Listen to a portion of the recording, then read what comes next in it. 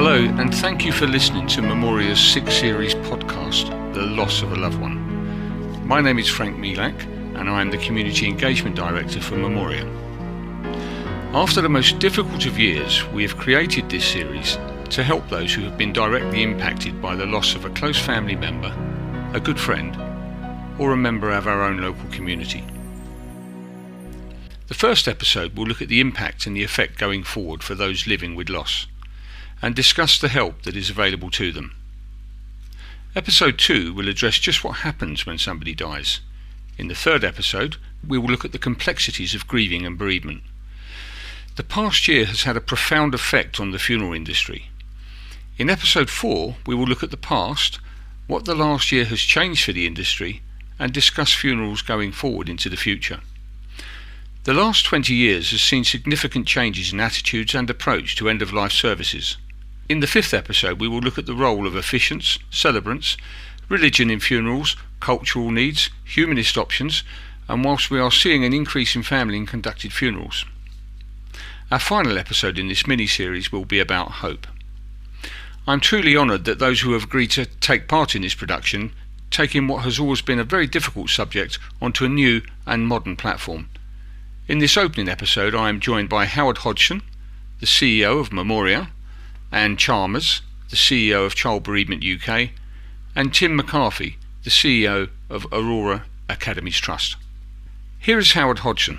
My name's Howard Hodgson. I'm the CEO and founder of Memoria, and I'm a 4th generation funeral director, and I've spent something over 50 years in the care of the bereaved.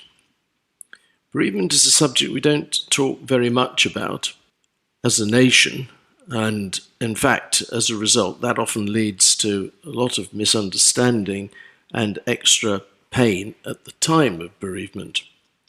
So this series is designed to help people understand both practically in terms of what might happen when a bereavement happens in your family, in terms of the diversity of choice that you might have regarding funeral arrangements, what you have to do, and how you can cope with bereavement, because bereavement is not only one of the most unhappy and hard experiences that we'll be asked to face in life, but because we're not really prepared for it, it also, in fact, takes us by surprise. It's a bit like a wave that comes over you.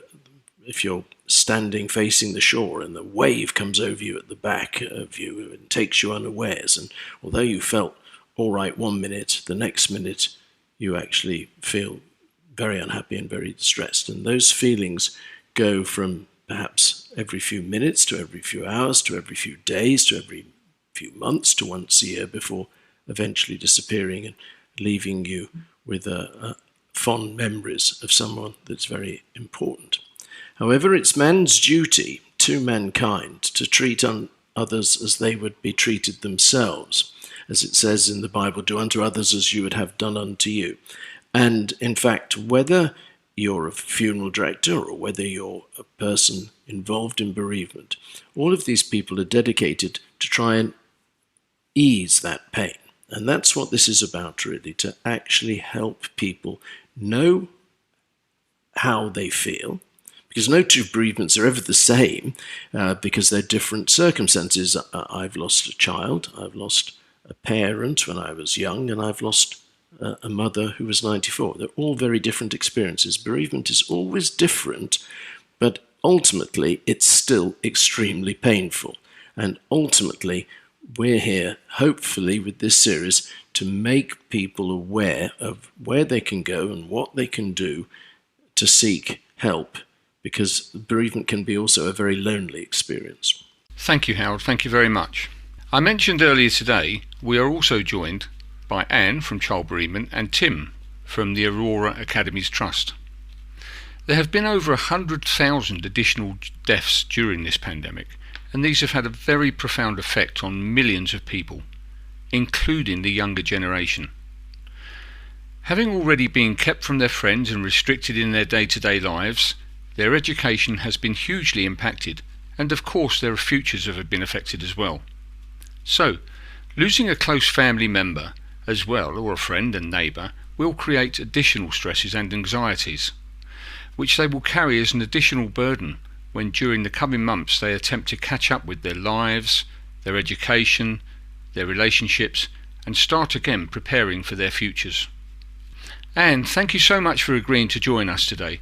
Clearly the past year has had a very serious impact on young people's lives. Can I ask you to explain to us today your thoughts on how this has altered things for so many young people, the effect it has had on Child Bereavement UK, and your thoughts on how we can help young people with the challenges they now face? Thank you, Frank. Yes, it's been an extraordinary year without doubt, and bereavement in childhood, which is something we're very familiar with at Child Bereavement UK, supporting families as we do either when a child dies or when children and young people are bereaved of someone important in their lives.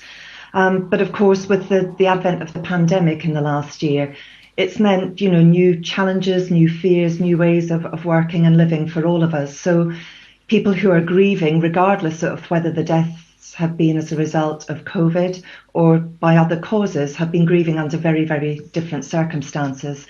And I think we're very aware for children and young people in the same way as we are for adults that, there are different factors. Howard's already alluded to the fact of, grief being very individual and no two people being the same. And we're aware that there are different factors that, influence our experience of grief, things like the circumstances surrounding the death, which obviously have been very different in the past year, but also the environment in which, children and young people are having to manage that grief going forward, and the support network and level of support that's available to them. And COVID has had a huge impact on all of these in the last year.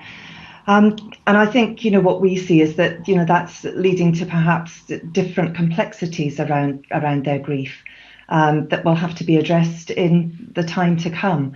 We know from the children and young people that we work with at Child Bereavement UK that, where they are developmentally, where they are in their understanding, and that's only ever broadly related to age, but that completely determines what they understand about death, how they react to bereavement, how they behave, and what they need. But of course, they're not only bereaved at the point that the death happens, they continue to be bereaved throughout childhood, and they will revisit their grief as they approach that experience with a different understanding, as they begin to grasp that actually death is permanent, which obviously very little children don't understand, but also then that it's irreversible and universal, and that it can happen to anyone and also to them. So it was very telling, I think, that, a year ago when we first went into lockdown, the huge amount of calls that we had to our national helpline from parents who were really worried about children who were expressing real fears that perhaps where there'd been a bereavement in the family in the past, perhaps dad had died a couple of years ago and they'd been supported in that experience, but now they were terrified that, someone else important in their life was going to die as a result of the pandemic. Grandparents who might have been, the people who cared for them after school every day, or indeed their surviving parents. So we did a lot of work in the beginning, just helping to support parents to support their children in allaying those fears and producing information and short guidance films just about helping children with events in life that are frightening and scary for them, and highlighting the kind of things that children would need. We've also seen from families, we work also with families in situations pre-bereavement, so when it's known that a death is going to happen. And often the work with those families is about helping them communicate as a family in advance of the death, think about how, as a family, they're going to manage the experience of that parent or sibling dying, who they know is going to die. And of course, again, the pandemic has potentially changed that. The way that perhaps things have happened haven't been the way that families have planned. And then obviously for people who have been bereaved through COVID, often being in that situation of seeing someone going into an ambulance and then never seeing them again, not being able to visit them in hospital. And then obviously for families not perhaps being able to have the kind of funeral that they would have had before, or being able to attend those funerals. And again, We've, done lots of work helping families think about different things that they could do to help with that. But I have to say, a lot of families also, and funeral directors have played a huge part in supporting families through this. We've also had families who've talked to us about after the funeral how, yes, it was very different to what they envisaged, but actually it was also very special, just in a very different sort of way. So maybe the intimacy of a very small funeral that they really thought about how to make that as special as they could was important to them. And then I think we've been very conscious that for children and young people who are grieving, regardless of the cause of death during this time, they're doing that without a lot of the normal support network and the normal sort of healthy distractions that they might have to sort of balance things around bereavement. Things like school, which has, a hugely important part to play in continuity and normality and stability for children, the importance of routine for them. That's all been very different. Parents working at home, perhaps parents being furloughed from work and, all of those different considerations. And then within the home, for some families, I mean, again, it's very different. For some families, they've really valued having that time together that ordinarily they wouldn't have had to grieve together because they would have been out at work or out at school. But for others, all being under that same roof and perhaps in the house where the death occurred has just increased family tension. So we've seen lots of very, very different experiences. And Howard mentioned the loneliness of grief there. And of course, isolation is a word we've heard so much during the pandemic, and there's been a lot of enforced isolation. But there's no doubt, I think it's certainly increased isolation for children, young people, and adults who are grieving, just not having access in the same way to your wider family, your friends. People can't just come round and have that cup of coffee and cry with you and give you a hug in the same way as they would have done. We're conducting these sorts of conversations over Zoom and, in different ways now. So I think that there have been so many ways in which the way that people would have naturally grieved have perhaps been compromised during this last year. Thank you, Anne. That was very, very insightful. I don't know whether any of us here today have got any questions that we would like to ask Anne. I just think it was actually very well put, and the fact is that this year has been quite different, but in a way there have been some positives out of this year. In fact, some of those, I mean, we always sort of look at the pandemic as if it was all tragedy, and of course people dying before their time, dying of an illness that maybe they could have been cured of if it hadn't been for the pandemic. There's a lot of tragedy, but there's also, in fact, some things that were slightly easier. Bereavement has become a much more shared experience in the pandemic. Because it's been experienced by so many more people, and often children. It isn't you're not just going to school on your own and isolated as a bereaved child. There have been quite a lot of other people going to school who've also had bereavements in this year. And there's nobody like somebody else who is bereaved that actually understands the bereaved. The fact is that, and as a result, they get to talk to. Bereavement is often very lonely. When I lost my son, everyone was very, very kind and considerate and wanted to be around us until the funeral had happened. When the funeral had gone, so did the people. And we didn't get invited to dinner parties and all sorts of things. So we don't want to really have them, just in case, they'll be very sad and upset. And so you get actually cut off if you're not careful. And that for elderly people is much worse because they really are on their own. And very often there's that advert for Age UK on television where he says, I'm not doing so well just now. And in fact, he isn't, because he's on his own and nobody's coming to see him. So this year, it has been a bit better. And I think Anne made one fantastic point insofar as that because we are so British, stiff upper lip, and life must go on, everybody has to go back to school, go back to work, etc. And the pandemic, when there's been lockdowns, has allowed people to be at home together and have an extended period of time at home together. And that's been, I think, a positive, because it means that there's nobody like you or your family to support you, because when you have a bereavement, as I said, you're actually quite okay one minute. You feel that it's okay and you're going to get better, and then suddenly, unexpectedly, like a wave crashing over you, bang, you just feel how you won't be able to go on.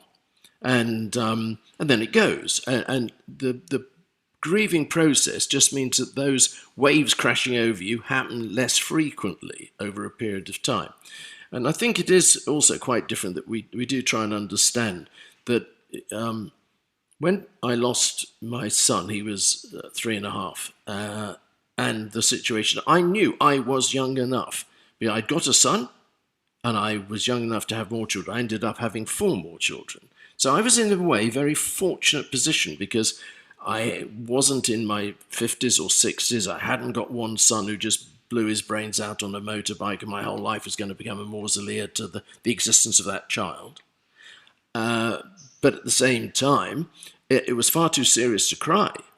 It was too bad to cry. When my father died when I was in my early 30s, I cried a lot because I really loved him and I wished I'd told him a lot more. And then when my mother died at 94, I cried. But I cried, and then the next day I understood that she'd had a very good life and we were going to have a fantastic celebration of life service for her because she was a great woman. And there are 3 entirely different emotions. And it's so important that people like Anne are around to actually understand the difference between all that. And most of when I was a young man as a funeral director, you'd see a woman lose a husband, and you know she'd be all right because actually she'd been doing what she'd always been doing forever. That was looking after the home, because in those days women didn't go out to work very much, and the situation should be looking after the home.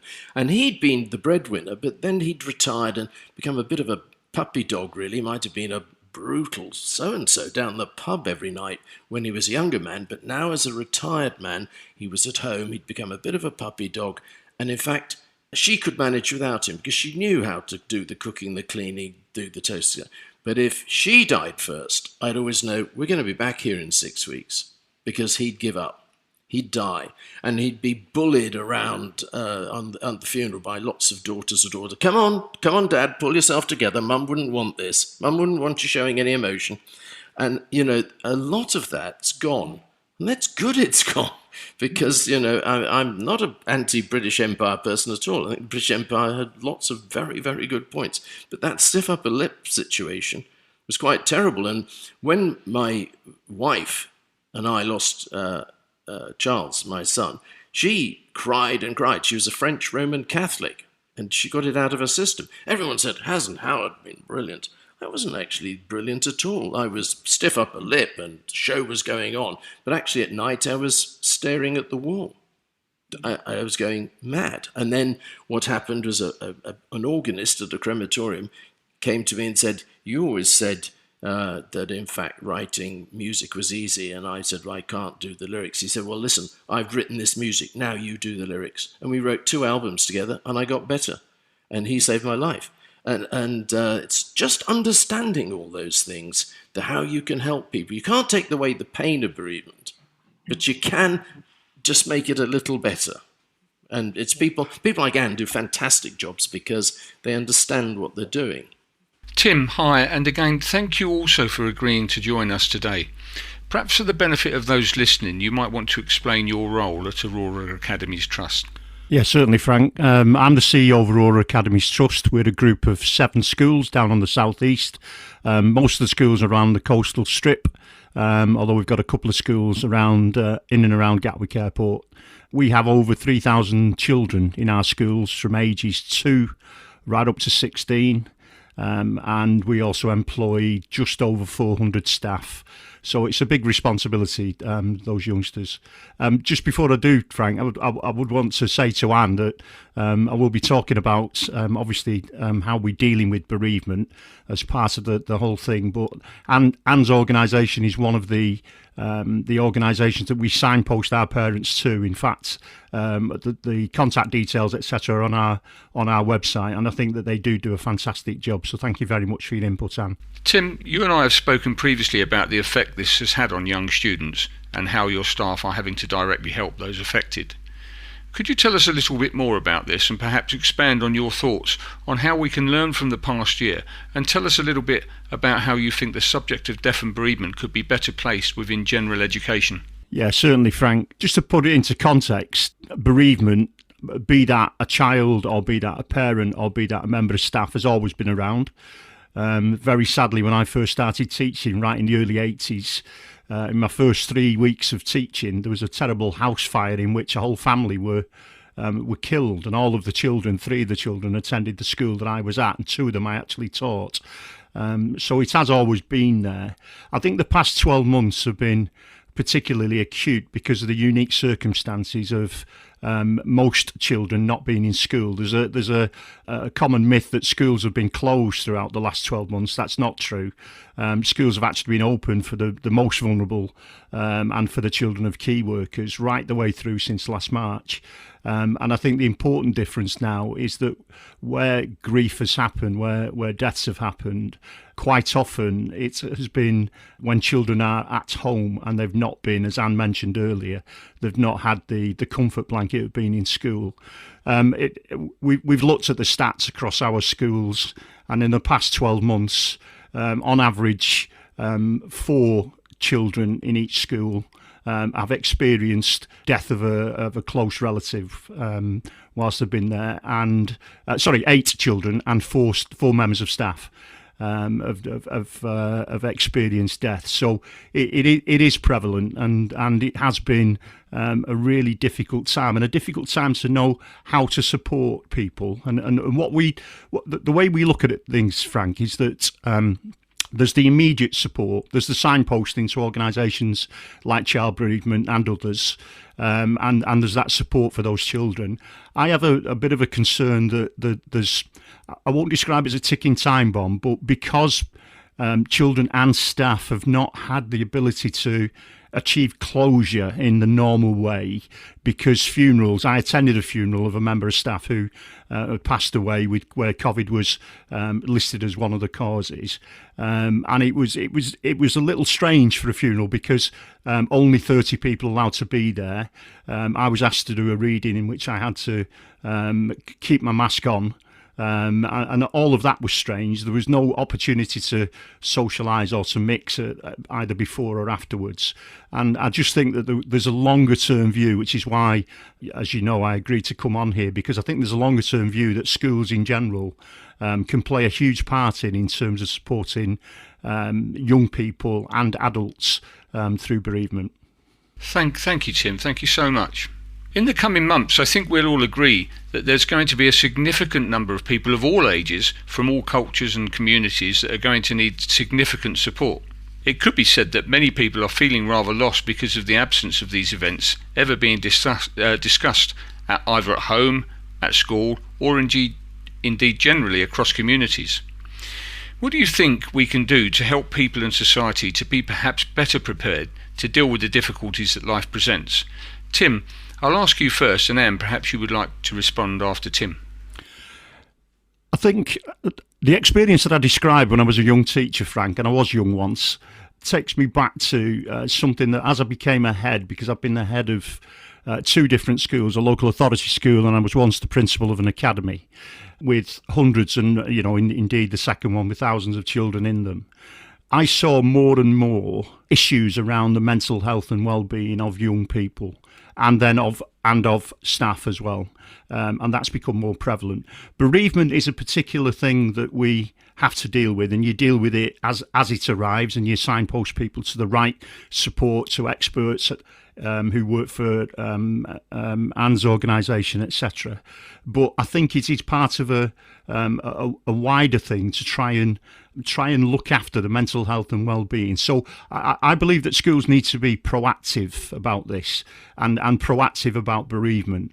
And as both Howard and Anne have mentioned this morning, it will happen to everybody at some stage in their lives, and how they deal with it could be individual, it could be immediate, it could be delayed, but there's a need for schools to look at bereavement, but there's a need for schools to look at and be proactive about the whole gamut of mental health and well-being. So when I took on this role, I was very keen to try and support that, and actually to get adults into schools who were trained in order to deliver on those things. So we have a whole trust mental health and wellbeing lead practitioner, and what she does is she trains people in schools to do mental health first aiding. We're involved in a really, really good project in our early years, from nurseries upwards, with an organisation called Action Your Potential, looking at 10 rocks of wellbeing. Now, part of that, of course, is bereavement. And we're looking very, very much in how we can train our people not to become full-time bereavement counsellors, because quite frankly, our job is to educate, but to be aware of what to look for, how to signpost, etc., and to work very closely with organisations such as Anne's, so that we can work in partnership with them to provide the support for young people and for adults in that sense.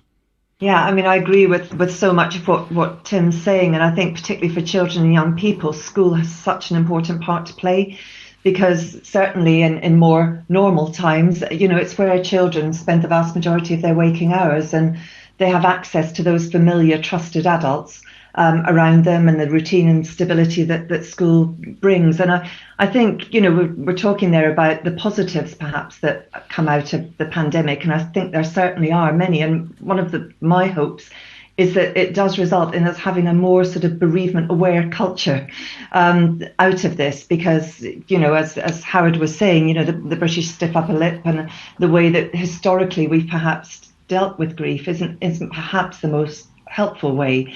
We need our stiff upper lip when we're grieving to enable us to get out and push our trolley around the supermarket and feed the family or whatever. There's times where we need that, but I think when our stiff upper lip becomes paralysed in that position, it's to our detriment. And so I think, we need to keep communicating. I think that's, absolutely key, and particularly with children and young people, and also to sort of support the people who are in the position of doing that supportive work with them on a day-to-day basis, like teachers. And I think the other thing for all of us that is really important is to build our resilience. And we often talk about children as being resilient, just as if it's just a given, they're kids, therefore they are resilient. But they can only be resilient if the conditions are right. And I think, supporting them to find ways to manage challenges in their lives. A lot of them have managed huge challenges during the course of this last year. But those are things that can sort of feed the positives in that. The things that they've managed to do, that they've coped with, can feed their self-esteem. And I think that's, something that hopefully can also come out of this, that we're more aware of that and providing, that sort of support. It's very interesting that actually both of those statements, one made earlier by Anne and one made later on by Tim, are absolutely true. And it's because we're just not the same people. Some people come from a very close family background where actually, having suffered a bereavement, there is nowhere better to be than in that environment. But on the other hand, there are other people who don't have a very good, and I think teachers have and live up very much to that moral value of assuming that people don't necessarily have a very good home environment. And it's those children that don't have a good home environment to which school is their long stop and total support. And in fact, if they don't get that support from school, they're probably not going to get it anywhere else. And I think that's why people like Tim and all of his profession actually are doing a very good job. You can't categorize bereavement. It is always an individual experience. You do have the same emotions and to different degrees, and you do need, as Anne says, some stiff upper lip sometimes, and other times you need to let it come out. But it's just the knowledge of it that is, we are so bad in this country.